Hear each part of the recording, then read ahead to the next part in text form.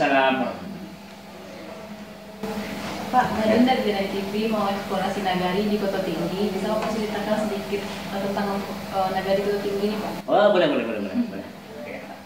Baiklah, kita ceritakan bagaimana profil keadaan nagari Kota Tinggi. Nagari Kota Tinggi sesuai dengan keadaan geografisnya. Kota Tinggi itu letaknya memang tinggi. Kalau kita lihat dari permukaan laut itu lebih kurang 750 meter sampai dengan 800 meter dari permukaan laut. Kalau luas wilayah itu lebih kurang 154 hektar. Nah, jadi kalau suhu itu agak sejuk juga lah, kira-kira berkisar 20 sampai 25 derajat Celcius. Kalau kakak itu lebih kurang 2.300 kakak, penduduk lebih kurang 7.000 jiwa. Di mana batas-batas wilayah kita di Nagari Kota Tinggi, yang pertama berbatas dengan, kalau sebelah utara dengan Nagari Sungai Naning, yaitu tepatnya dengan Bukit Barisan. Kemudian kalau ke selatan yaitu di Nagari Palupuh atau Pagadis, itu tepatnya Kabupaten Agam. Kemudian kalau ke timur kita nagarinya Nagari Panenggadang, juga masih Kecamatan Gunung Omeh. Kemudian juga ke barat itu masih ke Baru Gunung, yaitu Bukit Barisan. Itu kalau batas wilayah. Kemudian kalau kita melihat Nagari Kota Tinggi ini, itu terdiri dari 8 jorong. Ada yang pertama jorong kalau kita mulai dari arah timur itu Lubuk Awur, kemudian Kampung Muaro, kemudian Kampung Melayu, Wadata, Sungai Dodok, Ayange, kemudian Sungai Sirih, Lakung. Itulah 8 jorong yang ada di Nagari Kota Tinggi.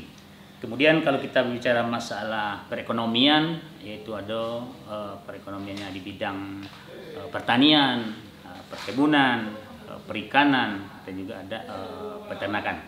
Tapi yang lebih dominan itu adalah di bidang perkebunan, yaitu usaha masyarakat kita lebih kepada cenderung dengan jeruk yang lebih dikenal dengan jesigo, jeruk siam Gunung Omeh. Terima kasih banyak, Pak. Dan sekarang kita mau keliling di Nagari Kota Tinggi. Iya, silakan. Dengan kerendahan hati kami mempersilakan Bapak dan Ibu untuk melihat kondisi. Inilah kondisinya Nagari Kota Tinggi. Terima kasih, Pak. Iya, oke. Terima kasih. Sama-sama.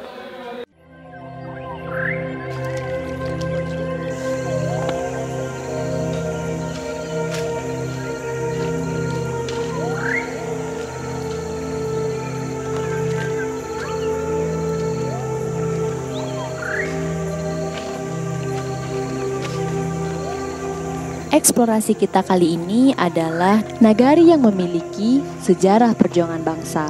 Ya, sebuah nagari di barat 50 kota yang memiliki potensi menjadi destinasi wisata sejarah. Nagari ini juga pernah menjadi penyelamat dalam sejarah perjuangan bangsa Indonesia. Dibuktikan dengan adanya museum dan auditorium yang berada di Kompleks Monumen Nasional Pemerintahan Darurat Republik Indonesia, atau yang lebih dikenal dengan sebutan Monumen PDRI.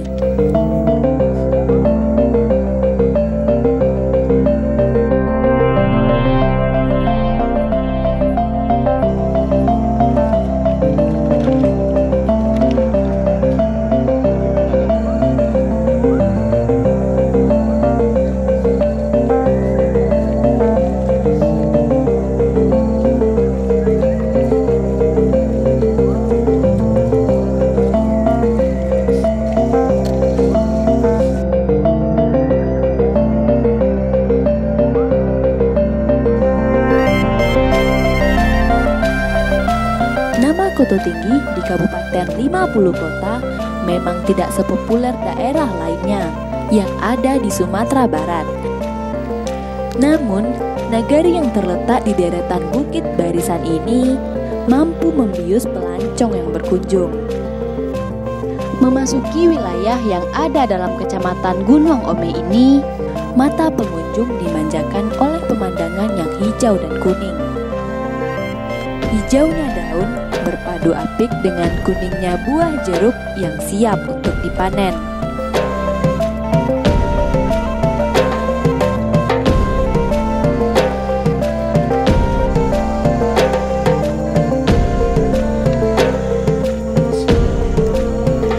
Nagari Koto Tinggi berada di Kecamatan Gunung Omeh, Kabupaten 50 Kota.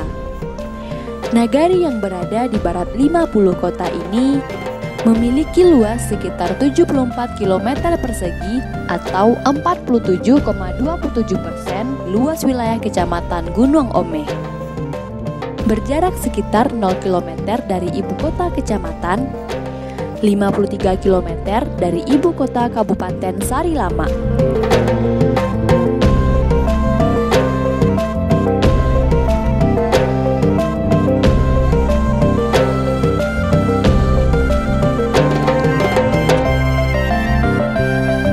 Nagari Koto Tinggi berpenduduk 6.513 jiwa di tahun 2018 yang terdiri dari 3.284 laki-laki dan 3.229 perempuan.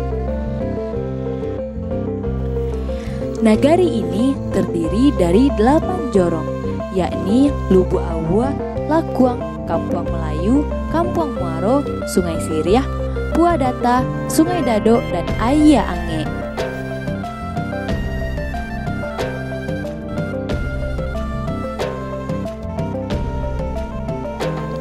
Nagari Koto Tinggi mempunyai keunikan pada pasar tradisionalnya, di mana pasar ini hanya ada sekali dalam seminggu, yaitu pada hari Sabtu.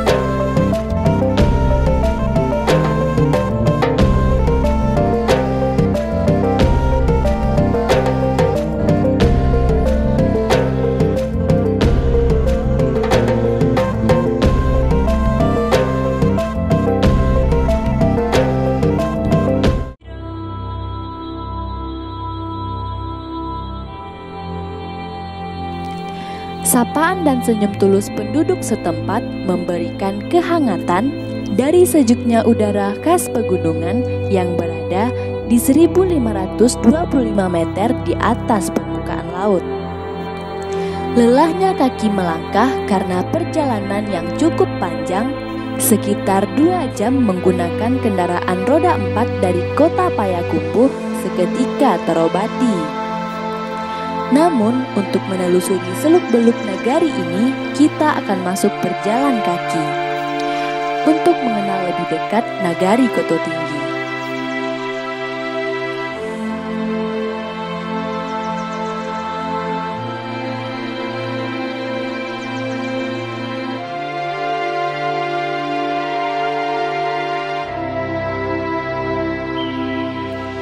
Salah satu warga Nagari Koto Tinggi menuturkan beberapa tahun belakangan ini, masyarakat lokal memang telah menjadikan jeruk sebagai komoditi usaha utama.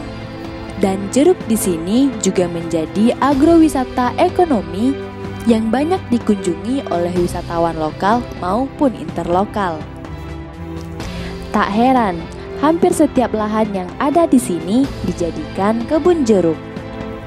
Selain di kebun, masyarakat di sini juga menanam pohon jeruk di pekarangan rumah. Umumnya, kebun tersebut terletak di punggung bukit.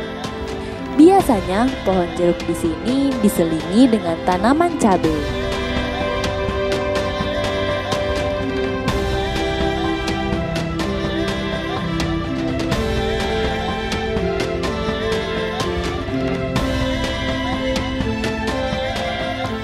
Jeruk Gunung Omeh atau yang lebih dikenal dengan Jesigo memang berbeda dari buah sejenis yang ada di Indonesia. Selain besar dan manis, kandungan air pada jeruk ini juga banyak.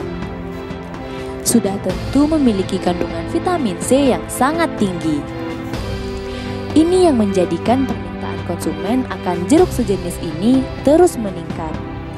Baik itu konsumen dari Sumatera Barat maupun daerah lain. Bahkan, pangsa pasarnya saat ini sudah menembus negara tetangga seperti Singapura dan Malaysia.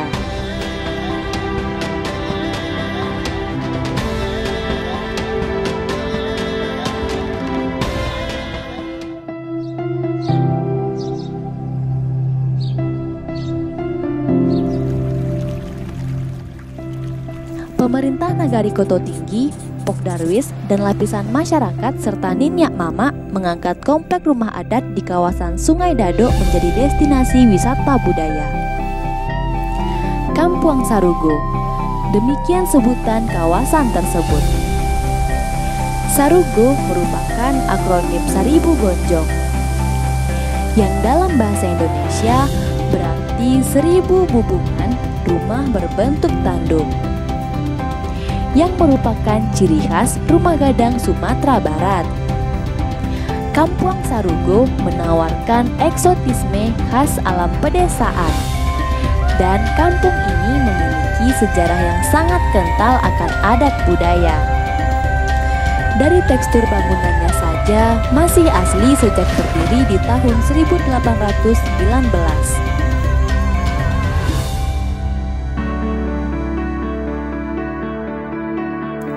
Kampung Sarugo dibuka pada akhir bulan Agustus tahun 2019.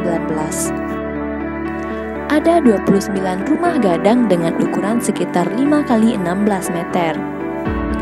Tiap rumah gadang memiliki 5 gonjong yang mencerminkan rukun Islam. Ketika akhir pekan, libur panjang, atau panen raya jeruk, Kampung Sarugo ramai dikunjungi wisatawan. Dan setelah masuk ke atas rumah gadang, seluruh jendelanya menghadap ke arah timur atau mengarah kiblat, yang menandakan masyarakat di sini selalu ingat akan ibadah sholat 5 waktu.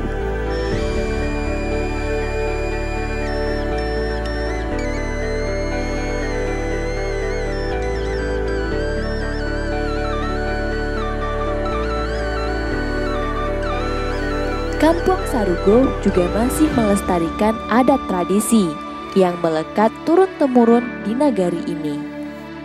Seperti yang Ambo saksikan di sini, anak muda sedang asyik memainkan permainan tradisi ranah Minang. Randai menjadi agenda rutin bagi masyarakat di sini. Tidak hanya itu, pacu upiah pun sangat masih dilestarikan di nagari ini. Setiap senja menjelang setelah musim panen, anak-anak muda di nagari ini turun ke sawah untuk bermain pacu upiah.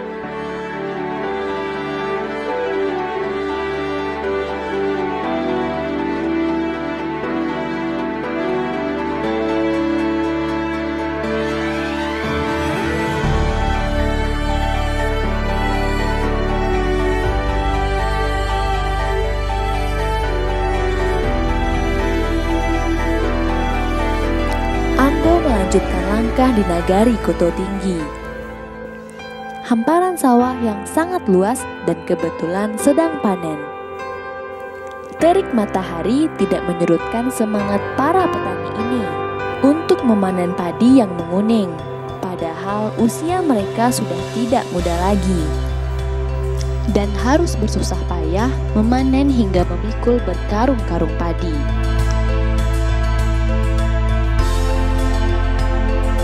Selama masa panen, kali ini cukup membuat mereka senang, karena padi yang ditanam dan dirawat dengan tenaga mereka kini waktunya dipanen. Sepintas tampaknya akan mendapat hasil yang lumayan. Terlihat begitu kompak dan hangat suasana panen di sini. Waktu makan siang telah tiba. Apo pun diajak untuk bergabung mencicipi santapan siang.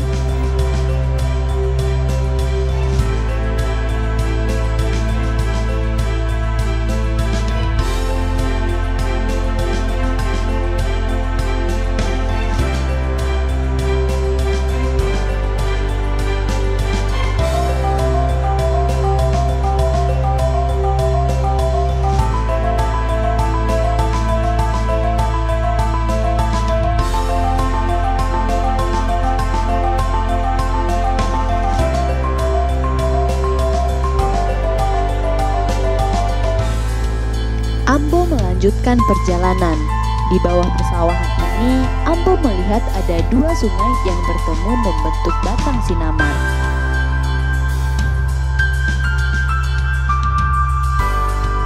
Sungai ini banyak sekali ikannya, tapi ikan-ikan yang ada di sini adalah ikan larangan. Ikan larangan merupakan sebuah mitologi masyarakat Minangkabau tentang ikan yang dilarang untuk ditangkap, dipancing, atau dimakan. Konon ceritanya, siapa yang memakan ikan tersebut akan terkena musibah. Entah itu sakit aneh, perut menjadi besar, ataupun musibah lainnya.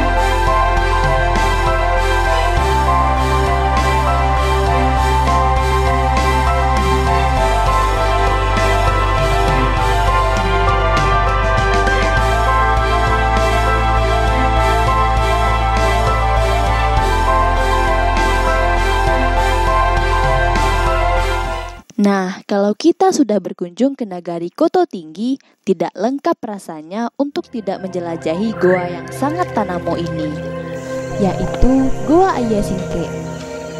Goa ini terletak di Jorong Kampung Melayu. Letak goa ini memang agak tersembunyi di kawasan hutan, dengan mulut goa yang sempit. Namun, siapa yang menyangka bahwa rongga goa yang terdapat di dalamnya cukup luas, bahkan bisa mencapai sekitar 10 meter. Kita akan masuk ke dalam Goa Ayah Singke untuk menyaksikan keindahan yang terbentuk dari alam. Tetapi kita tidak sendirian. Kita ditemani oleh salah seorang masyarakat Nagari Koto Tinggi, guna untuk memandu supaya perjalanan lebih nyaman dan mengantisipasi kejadian di luar nalar. Di dalam mulut goa ini tersimpan sebuah ruangan yang sangat unik dan eksotik. Dihiasi dengan berbagai macam bentuk stalaktit dan stalagmit yang khas dari goa ini.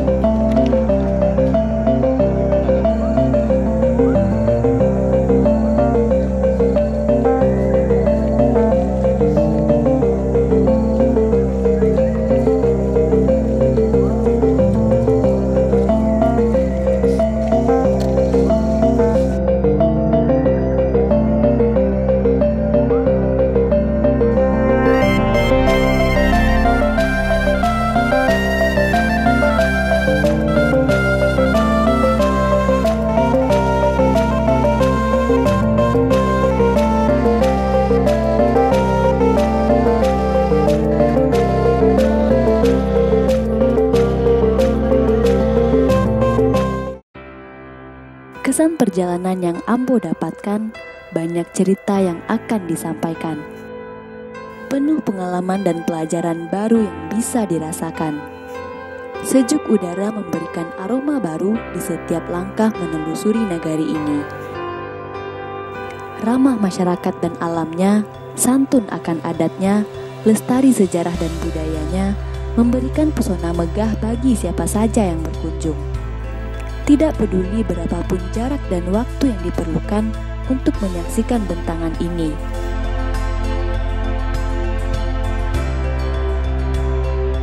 Berdiri dimanapun akan tetap mendapatkan keindahan yang berbeda.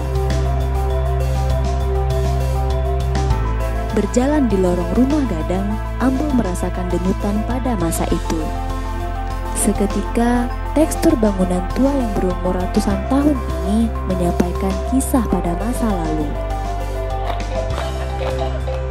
Lantunan suara talempong mengiringi gerakan tari permainan nagari. Landai pun jadi penghibur di kala senja menanti.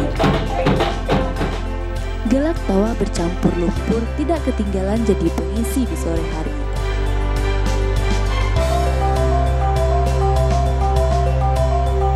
Alam nan asri menyampaikan keindahan, dan masyarakat yang ramah serta hangatnya adat istiadat melekat kental.